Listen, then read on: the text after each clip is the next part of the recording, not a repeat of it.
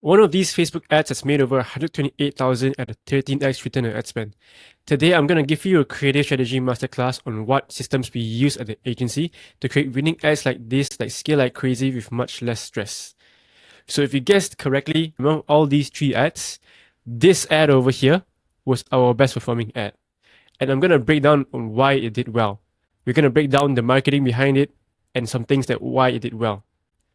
So first, off the bat, the only difference between these images is uh, the graphic we use, basically the product image. As you can see, they're all three different. And let me tell you why the first one did the best. So the first one is the only one that shows the product actually in use. The middle one doesn't even show the function of it, and the third one shows the function but it's not in use. As if you couldn't already tell, the main function of this product is that it has zippers. And it's mainly meant for kids, so it's easy for them to put it on. The image in the middle, does it really show the zipper function? It shows the zipper, but it doesn't really show how it works. The third one shows the zippers in use, but there's not a person putting it on. So the first image, first of all, it's an eye-catching shoe design. Secondly, it actually shows like a kid putting on. And third, it shows them actually using the product and putting it on their feet. And that's one of the main reasons of why this ad did so well. But there's a lot more that goes into. So let me break it down by the core marketing principles. We're looking at awareness stages and the desires. So what are these? So there's a framework we like to use at the agency on how to create ads that scale like crazy. So the first step we need to know is our research.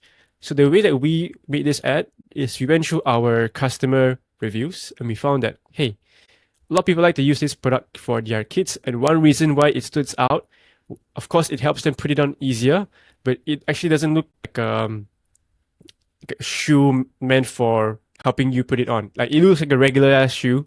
It's fashionable. So our headline was easy on, easy off shoes, step up kids fashion. Because although we want our kids to put on their shoes easier, maybe they have a disability or whatnot, we don't want them to look very, we don't want them to stand out in the bad way. So it looks like a regular ass shoe with good, nice fashion. So that's the first step. The next step is our planning. So before we launched the ad, we needed to know what was the market awareness and what was the desires we are targeting over here. So what are market awareness stages and what are desires?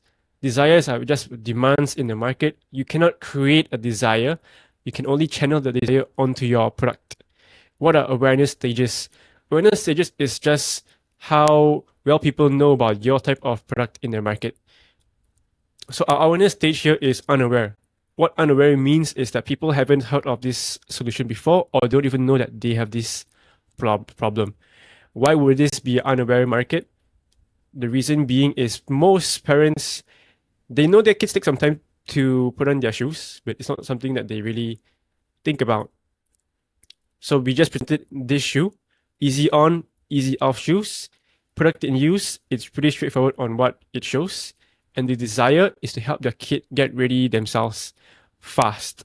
I'm sure if you are a parent, I don't think you want to be helping your kids put on their shoes all the time. Or let's say if you're late to like a event or function, waiting for your kid to put on their shoes isn't really the best idea.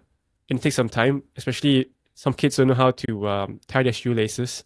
So this ad was meant for an unaware audience to help their kid get ready by themselves fast. Cool. And for the execution of it, now that you know what type of ad you want to target, the research, the desires, how do you actually make it look good?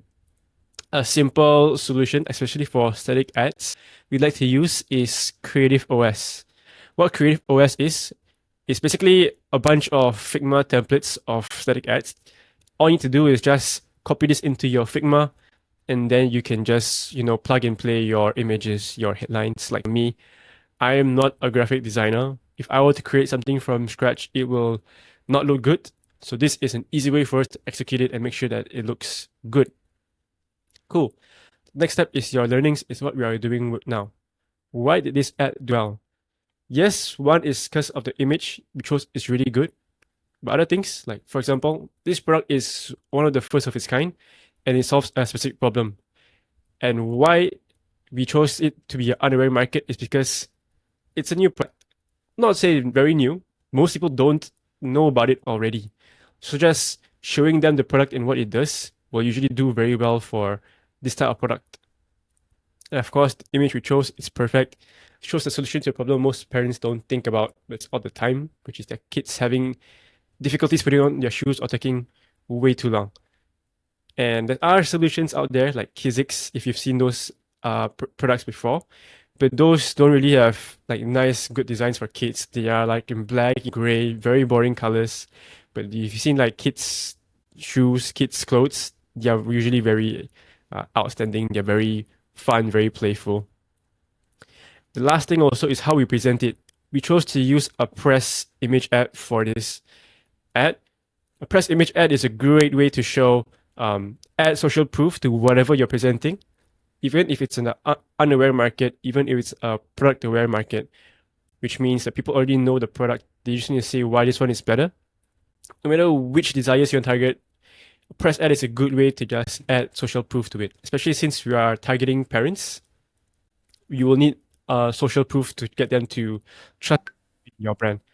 However, it's not the case where social ads, social proof ads like this always do the best. For example, if you're selling fashion products, maybe just a lifestyle image will do the best. But let's say if you're selling like a skincare product, right? Skincare, for people to trust you in skincare, there's a lot of skincare products out there already. If you make a new claim, it's harder for people to believe in you.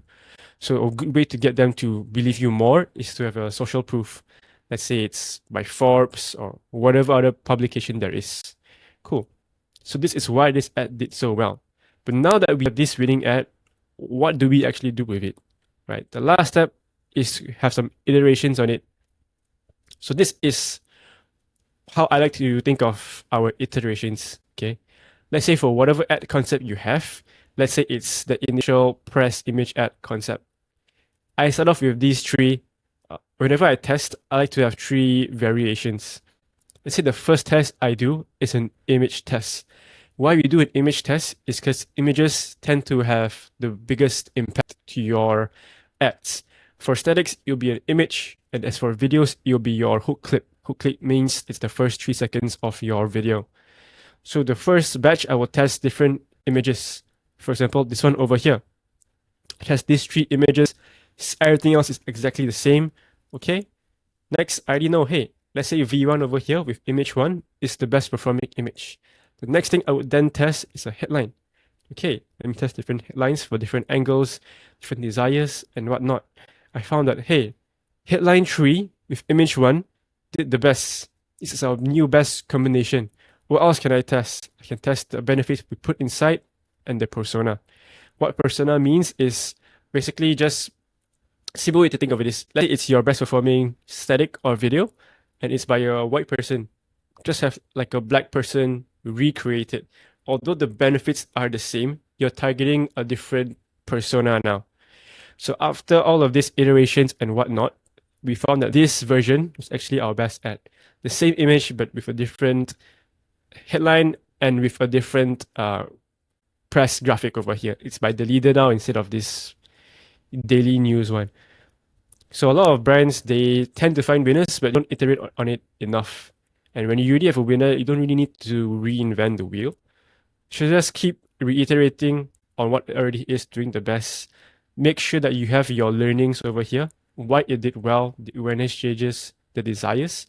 This way, not only can you iterate on what's already performing the best, you can create new ad concepts that with your learnings over here. And this is what your creative strategy should look like. And this is how you make ads that scale like crazy. Much, much more simple with less stress. Hopefully you got some value out of this.